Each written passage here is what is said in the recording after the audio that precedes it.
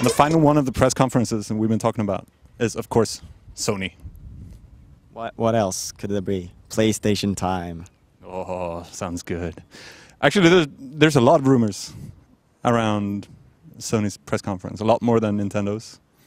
We have, for example, the slim version of the PS3 that surfaced pictures on the net. No, I like my consoles fat, I have to say.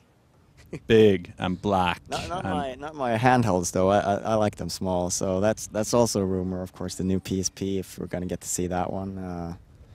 Well, I mean, it's always exciting when you might get to see new hardware. You know, even though it's just a same old thing in a new package. It's always good to see it for first time.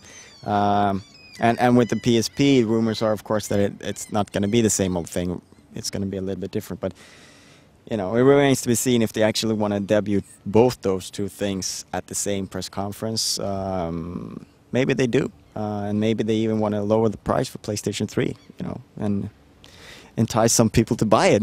I think the problem with Sony hasn't been the lack of functionality or the lack of features between PSP and PlayStation 3 and, you know, everything else they could think of. They have all the functionality they need. They just need to communicate things much clearer and better so that people actually use the functionality and that they actually develop functionality that is useful for people, because as it is now, PlayStation 3 is just a lot of possibilities and a lot of things, but I think it's not focused enough, and people need to have simple, like, you need to tell people simple things, and they need to know, you know, simple concrete things that they know that they're going to use and have use for. Are you calling PlayStation owners stupid? Definitely not. Probably, you know, if you really make use of everything with PlayStation 3, it has tons of potential. But it's just that maybe you need to be a little bit more hardcore than the typical video game consumer is to really enjoy all that is on offer. Yeah, one thing that they've actually been losing are exclusive titles, like, for example, Tekken 6 and Final Fantasy 13.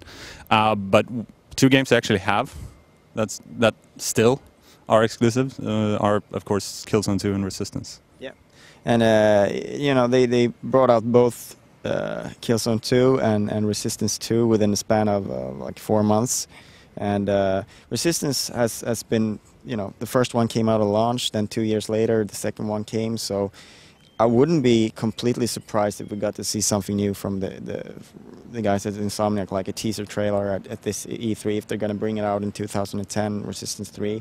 And Killzone 3, I mean, given the amount of money Sony has plowed into Guerrilla Games, they need to deliver a second game on that engine pretty fast, you know, just to make ends meet. Even though the game sold decently, I mean, it did $1 million in a month or something like that. It's, you know, it's nothing bad, but they need to recoup some of that investment, and the easiest way to do that, of course, is to bring out Killzone 3 as quickly as they can. But they've got some other action franchises. Of course, God of War 3 is going to be a main feature at E3, I'm sure, and they've got massive action game from Zipper Interactive.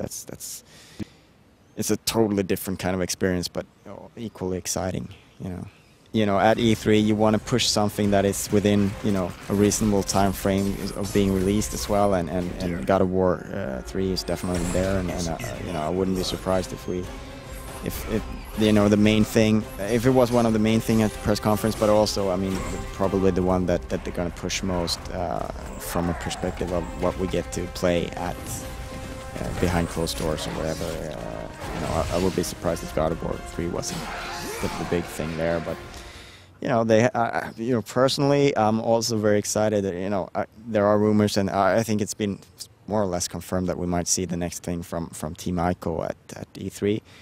And, well, I mean, you know, get that game and Heavy Rain, you know, it's you know, PlayStation 3 really, I mean, the lineup looks pretty good, like on paper. You know, they have all these games coming out, and you know, we're always talking about the year of PlayStation 3 and you know, when it's finally going to come into stride.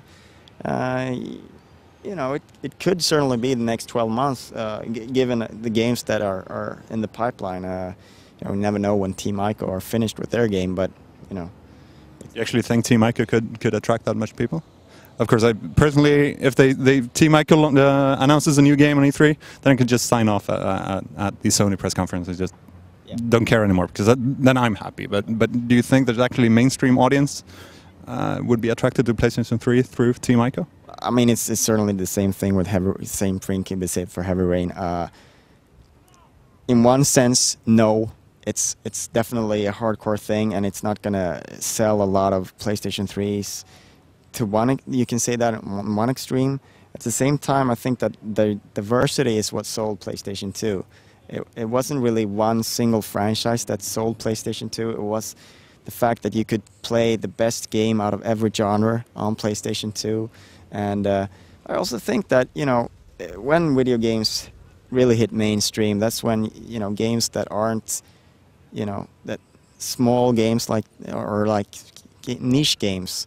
I mean, a game like Fahrenheit, in my mind, even though, you know, it was only played by hardcore gamers, it was really a game that could have suited so many people who don't normally play video games, because it didn't use the same kind of logics as you would find in most video games. So, and also Ico and Shadow of the Colossus, I think those are games that can attract people who may not normally play video games as well. So yes, it is hardcore, and no, it will probably not sell a lot of PlayStation 3, but maybe it ought to, you know what I mean? It's so from Sony, we're not sure what to expect, but we might. Yeah, we expect a lot. Sony, our eyes are on you. Give us some new hardware, perhaps a new PSP, perhaps a slimmer PS3.